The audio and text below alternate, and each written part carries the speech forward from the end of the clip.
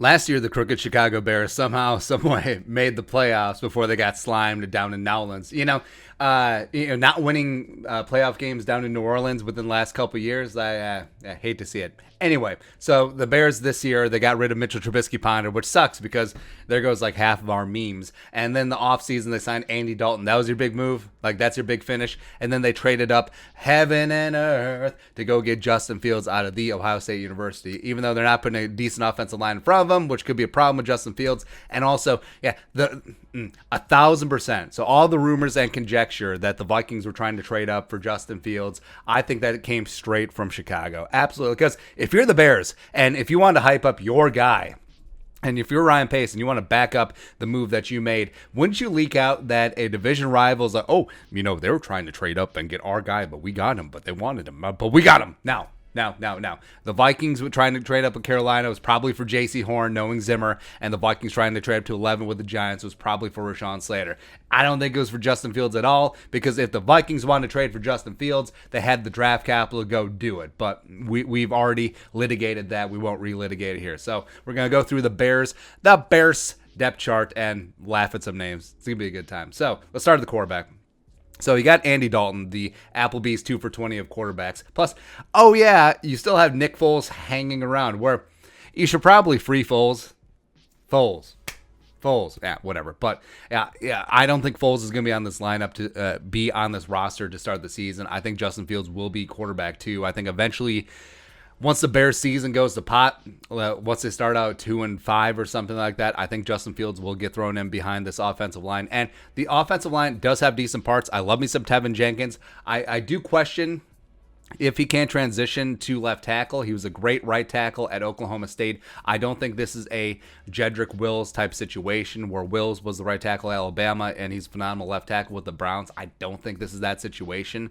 But, I mean, the rest of their offensive line, they picked up Larry Borum in the 5th round. I liked him coming out of Mizzou. But, yeah, I mean, James Daniels is good when he's healthy. Cody Whitehair I like a lot. But you're still potentially starting Jermaine Ifedi, man. Really. And Alex Bars, they spot started him last year. He's sort of whatever. So the fact that Justin Fields needs really good protection and you're rolling out that, I don't know, man. I don't know. And then the wide receivers. So Allen Robinson is on the franchise tag, making $17 million a year. Now, I like Allen Robinson, but it's very similar to the Matthew Stafford effect, where I like and respect Matthew Stafford. I think he's a tough competitor. But, I mean, the offseason hype, like PFF and other outlets just really jacking up Allen Robinson, I don't get it. I think he would be best utilized as a really good number 2. I would take Thielen over Allen Robinson. That's no cap. And Jefferson is obviously not even close there. Darnell Mooney, I like a lot. Him coming out of Tulane last year, 5th round pick. A lot of fun. I think he's probably best utilized as a wide receiver 3, but he's in the number 2 spot. And then you got Riley Ridley. Now Calvin Ridley, the other one. And then Anthony Miller, where I had high hopes for Anthony Miller coming out of Memphis. He just really hasn't panned out. By the way, they signed Rodney Adams. That's where he ended up, former Vikings 5th round pick out of Southern Florida. Marquise Goodwin, the track star, is also there. I don't think that he's a lock to make the roster, but we'll see. And they also do have Daz Newsome, a guy that I liked in the draft process, coming out of North Carolina in the 6th round. And then they still have 7 tight ends, because, of course, why not? Jimmy Graham, ironically, they have a guy named Jake Butt on the roster, who the Vikings probably should have drafted instead of Ben Gedeon back in the day in terms of 4th round Michigan guys. But Jake Butt is on the roster, which is funny because Jimmy Graham is also Butt, and he's here. So the corpse of Jimmy Graham is there. Cole Kmet, the high draft pick last year, is still in the building. And yeah, sort of whatever there. Tyrone Wheatley Jr., I didn't know that he was a tight end. Anyway, running back wise, David Montgomery really came into his own last year. I don't want to say that he's a stud, but he is pretty damn solid.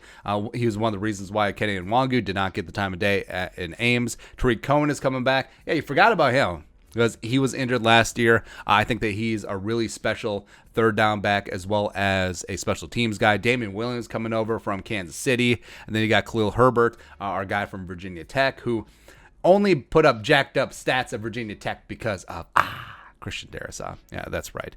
Defensively, I mean, the Bears still have some good parts, even though Sean Diassi, I do not know this man. Why'd you get rid of Chuck? Huh? The defense wasn't the problem last year, man. Yeah, and the OC in name only, Bill Sharks with friggin' laser beams on their head. And Matt Nagy, fake-ass Brad Childress, going to get his ass fired this year. I can't wait. Can't wait. But the defense still is pretty damn good. Akeem Hicks up front. Khalil Mack.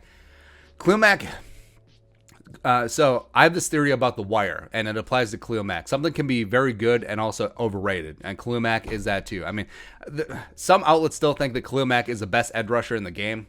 Like, no. Ask Khalil Mack what it's like to go up against Brian O'Neill. 0. Goose egg. D'Angelo Russell sacks in 5 games against good old number 75. That's right. Roquan's a solid inside linebacker. Trevathan is still doing the damn thing, a holdover from the Fangio years. Robert Quinn, yeah, okay. And also in the defensive line, they didn't really replace Roy Robertson Harris, who I thought was a really solid rotational interior defensive lineman. He went down to Jacksonville. I mean, they still have Eddie Goldman, sure, but yeah. The rest of it is meh. And then cornerback-wise, so after Fuller went to Denver, they still have Jalen Johnson, who I really liked out of Utah last year. He did have shoulder and labrum issues, and that cropped up again last year. But I think that he has a chance to be a really solid cornerback, and they need him because you got the leftovers of Desmond Trufant, who had a lost season in Detroit after being let go from Atlanta. He's just not the same player he used to be. Artie Burns was never the player that he was back in Pittsburgh. Well, was supposed to be in Pittsburgh when he was a first-round pick. And then the rest of the secondary, like Eddie Jackson is a stud, yes. Gibson is sort of whatever. Bush is whatever. So they could have a tough time. They could. Like, if Khalil Mack loses another step like he's been doing precipitously the last couple of years, that pass rush could hurt. Akeem Hicks isn't getting any younger either. So then I think that secondary could easily be exposed. Well, it's a good thing that Pat O'Donnell is a solid punter because he's going to be used a lot. He's going to be used a lot, by the way, because this offense, I think it's going to be another frustrating season for Allen Robinson because either Andy Dalton's going to be throwing him the ball or it's going to be rookie Justin Fields just pooping himself behind that porous offensive line.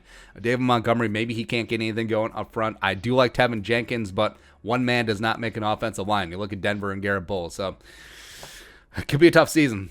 Could be really tough. I don't think that overall the Bears roster got better than last year, even though they did make that big, strong move for Justin Fields and they added Tevin Jenkins. So I think that Matt Nagy, I think that Ryan Pace are dead man walking, and I think it's going to be a fresh restart with Chicago. That's probably why they're moving to Arlington, get a fresh start. Go ahead, because Chicago, like, they're trying to clean up the city, and they're getting rid of all this trash.